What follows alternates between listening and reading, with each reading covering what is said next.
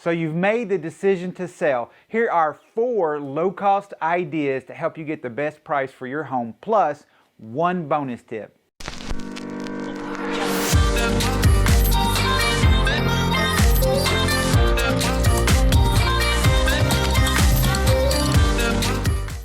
Hi, I'm John with the Hishmeh team at Coldwell Banker Legacy. Thank you for joining me in my soapbox moment.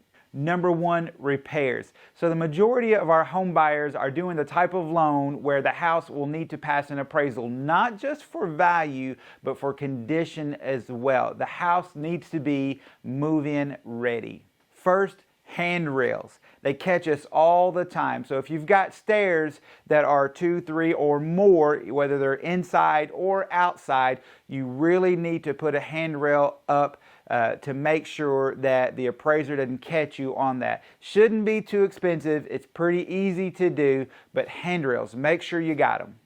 The next thing is chipping paint. So we always get called out for this. If you've got older windows on your home, maybe they're not wrapped with metal, the door entryway as well, any kind of exterior wood that has chipping paint, you're going to want to scrape it and fix it. It doesn't cost too much, but it will save you time and likely money when it comes to an appraisal. Thirdly, cracked or broken windows. You wouldn't believe how often we get called out on this, but if you've got a double pane window that has maybe one side broken or the sill broken, it's very common for an appraiser to call this out in his report and require a repair in order to close. So if you see that in your house in advance, just go ahead and get it taken care of. And lastly, crawl space and attic space access. You want to make sure that the crawl space door is accessible as well as the attic door is accessible, and the appraiser can at least peek their head in and take a picture. Those 4 things alone are probably the items that we get called out on the most when it comes to appraisal. They're not too expensive to fix, and I promise you, getting them taken care of in advance will save you some heartache in the long run. The number 2 low-cost item to help you get the most out of your house is to declutter on the outside and the inside. Make sure you mow the yard, trim the bushes, pull the weeds, clean it up. We only get 1 chance at a first impression. Make sure it looks good when they pull in your driveway. On the inside, clean off your countertops, pick things up off the floor, organize your closets, organize the best you possibly can. I promise it is worth the trouble, and it's not going to cost you that much money, just some time. The third thing you can do that would be easy to help maximize value and improve showings is cleaning, okay? I know it sounds simple and it might be ridiculous for me to comment, but I can't tell you how many times we've shown homes where the owner just didn't take the time to clean. If you've got dog hair on the floor, clean it up. If the countertops are messy, wipe them down. The dishes in the sink, clean them up. Bathrooms, have them shining. Your bed's made up, things like that. So I know it sounds simplistic, but I promise you it makes a difference to a buyer who's walking through the house and the feel they get when they walk in. You want to make sure it's clean, it's shiny, and it smells good.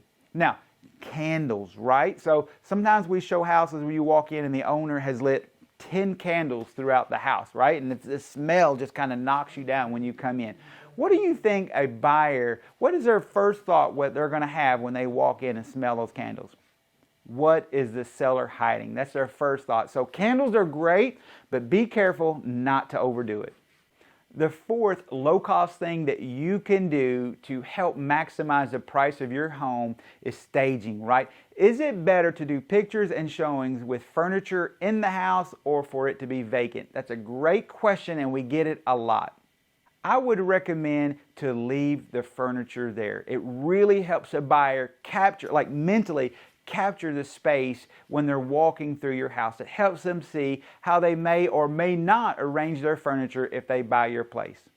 Now, if you're getting ready to move, maybe it would be a good idea to go ahead and do pictures before you move the furniture out. That way, when you present your house online, at least folks can see the furniture and how you've got it laid out. If you've already moved out, it's okay. You've got two options. One of them would be to actually go ahead and do the pictures with the house vacant, Okay. The other idea would to hire a staging company.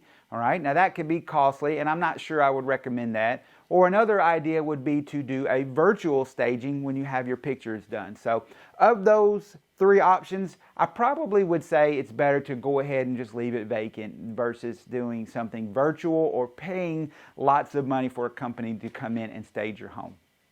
All right, so those are the 4 low-cost things that you can do to help maximize the price of your home. Now, one bonus tip, home inspection.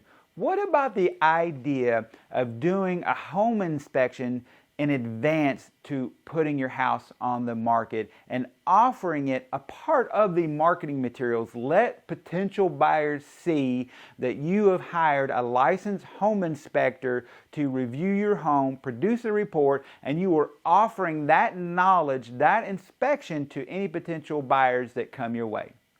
The upside to that is you avoid any potential inspection issues halfway through the contract. You get all that stuff taken care of up front so that your buyer knows you're putting your best foot forward and they have full knowledge of your house.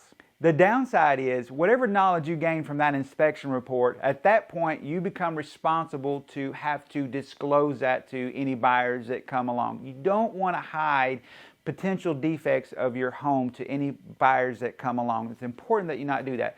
Plus, the inspection normally costs between $300 and $350 for that report. So there is a little bit of cost to that, but it might save you some heartache midway through the contract by putting that out there in advance. Great. Thank you guys for watching my video today. Please hit that like button and subscribe button, and we hope to hear from you soon.